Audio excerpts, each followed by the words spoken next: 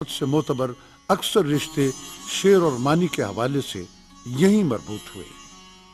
یہاں اقبال کو ہم نوا ملے اور ہم خیالی کا اعتبار بڑھتا گیا۔ اقبال نے بھاٹی دروازے میں فطرت اور وطنیت پر مبنی شاندار نظمیں لکھی۔ ان کی اس نئی شعری تشکیل کا عمل نظم حمالہ سے شروع ہوا۔ یہ نظم شیخ عبدالقادر کے رسالے مخزن کے اولین شمارے میں شائع ہوئی۔ اے حمالہ، داستاں اس وقت کی کوئی سنا، مسکن آبائے انسان جب بنا دامن تیرا، کچھ بتا اس سیدھی سادی زندگی کا ماجرا، داغ جس پر غازہ و رنگ تکلف کا نہ تھا۔ ہاں دکھا دے اے تصور پھر وہ صبح شام تو، دوڑ پیچھے کی طرف اے گردش ایام تو۔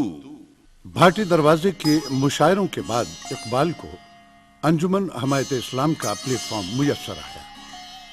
انجمن حمایت اسلام لاہور میں مسلمانوں کی فلاح و بہبود اور تعلیم کے لیے خدمات انجام دے رہی تھی۔ انجمن کی درخواست پر اقبال انجمن کے سالانہ اجلاس میں شریک ہوئے اور یوں مسلمانوں کے جلسوں میں اقبال کی شہرت بڑھتی چلی گئی۔ نہیں منت کشے تابے شنیدن داستاں میری، خاموشی گفتگو ہے، بے زبانی ہے زباں میری۔ یہ دستور زباں بندی ہے کیسا تیری محفل میں، یہاں تو بات کرنے کو ترستی ہے زباں میری۔ الہی پھر مزہ کیا ہے یہاں دنیا میں رہنے کا، حیات جاویداں میری نہ مرگ ناگہاں میری۔ میرا رونا نہیں، رونا ہے یہ سارے گلستان کا، وہ گل ہوں میں خزاں ہر گل کی ہے گویا خزاں میری۔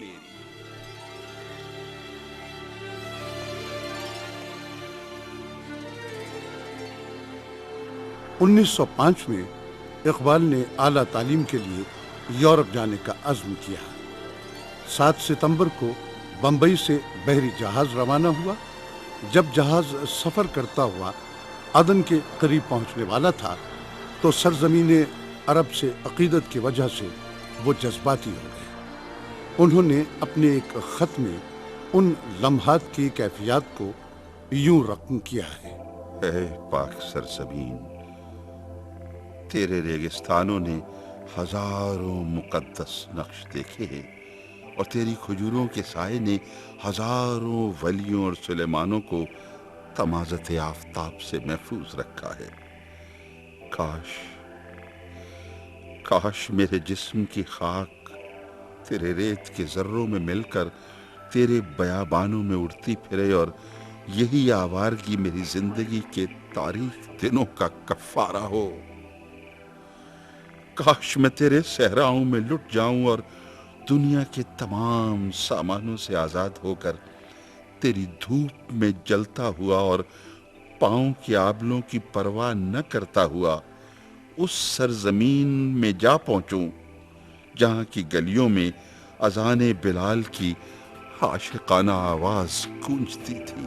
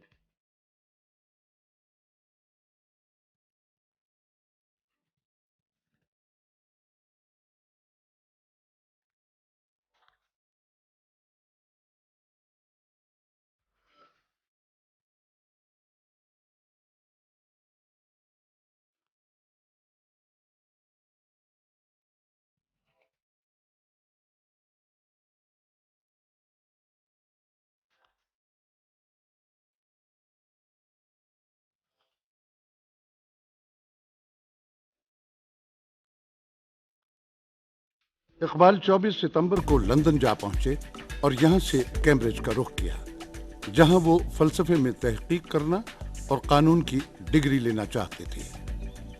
اعلیٰ تعلیم نشان منزل تھی، خود منزل نہ تھی۔ اقبال کی فکر جس جستجو میں تھی، اس فکر کی انگیخت میں آرنلڈ جیسے استاد کی ہمت افزائی شامل تھی۔ 20ویں صدی کا ذہن ان سب سوالوں کے جواب جاننا چاہتا تھا جو 19ویں صدی کی تبدیلی اور جستجو نے ان کے سامنے لا کھڑے کیے تھے۔ دریافت کے اس لمحے میں عطیہ فیضی جیسا ذہن اقبال کو متاثر کر گیا۔ جواب کی تلاش اس وقت تک بے سود ہے جب تک تجزیے اور تقابل کی میزان میسر نہ ہو سکے۔ یہاں اقبال کی فکر کو کشادگی اور جلا ملی۔ اقبال کے لیے انسان کا احترام اور اس رعایت سے زندگی کی تربیت سب سے بڑی قدر ٹھہری۔ انسان کائنات کا شہری ہے اور اسے جغرافی میں قید کرنا فکر کا ناقص ہونا ہے۔ اقبال نے انسان اور کائنات کے اس لازمی ربط کو سمجھنے اور سمجھانے کے لیے اپنی صلاحیتیں وقف کر دی۔ اقبال نے اپنا پی ایچ ڈی کا مقالہ میونخ یونیورسٹی جرمنی میں پیش کرنے کا پروگرام بنایا اور اس مقصد کے لیے ان کو میونخ جانا پڑا۔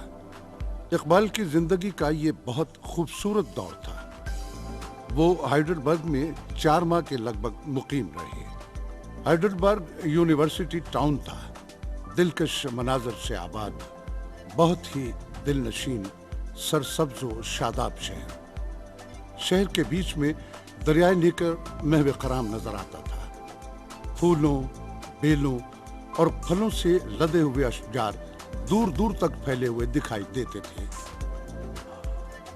4 نومبر 1907 کو اقبال کو میونخ یونیورسٹی سے پی ایچ ڈی کی ڈگری عطا ہوئی۔ تحقیقی مقالے کا موضوع تھا ایران میں فلسفہ مابعد الطبیعات کا ارتقاء۔ یورپ کے قیام کے دوران میں اقبال کے ذہن میں بنیادی تبدیلیاں پیدا ہوئیں۔ ان کے اندر کچھ کرنے کا ولولہ اور حوصلہ پیدا ہوا۔ وہ مشرق کی بیداری کے خواب دیکھنے لگے۔ اٹھ کے ظلمت ہوئی پیدا افق خاور پر، بزم میں شعلہ نوائی سے اجالا کر دیں۔ اہل محفل کو دکھا دیں اثر سیقل عشق، سنگ امروز کو آئینہ فردا کر دیں۔ اقبال 1908 میں ہندوستان واپس پہنچے۔ اس زمانے میں ان کے ذہن میں بعض انقلابی تبدیلیاں پیدا ہو چکی تھی۔ وہ یورپ میں وطن پرستی اور قومیت کے تصور کو یورپی سامراجیت کا ہتھیار سمجھنے لگے تھے۔ وہ اس نتیجے پر پہنچے تھے، یورپی قومیت کا تصور پسماندہ اقوام کی تباہی کا سبب بن رہا تھا۔ وہ یورپ کی حد سے بڑھی ہوئی مادہ پرستی کے بھی سخت خلاف ہو گئے تھے۔ ان کا خیال تھا کہ روحانیت کے زوال سے مغربی معاشرہ غیر متوازن ہو گیا تھا۔ وہ روح اور مادے کے درمیان ایک توازن چاہتے تھے۔ دوسری اہم تبدیلی یہ تھی کہ اب وہ ہندوستان میں ہندو مسلم متحد قومیت کے تصور کو ترک کر چکے تھے۔ وہ ہندی مسلمانوں کے جداگانہ تشخص کے دائی بن گئے تھے۔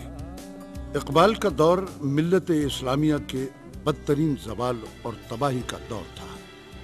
ہندوستان میں مسلمان المناک پستی میں ڈوبے ہوئے تھے۔ اس حالت کو دیکھ کر وہ بے اختیار کہہ اٹھتے تھے کہ مسلمانوں کی حالت نہایت مخدوش نظر آتی ہے۔ یہ بدقسمت قوم حکومت کھو بیٹھی ہے، صنعت و تجارت کھو بیٹھی ہے، اور اب وقت کے تقاضوں سے غافل توکل کا عصا ٹیکے کھڑی ہے۔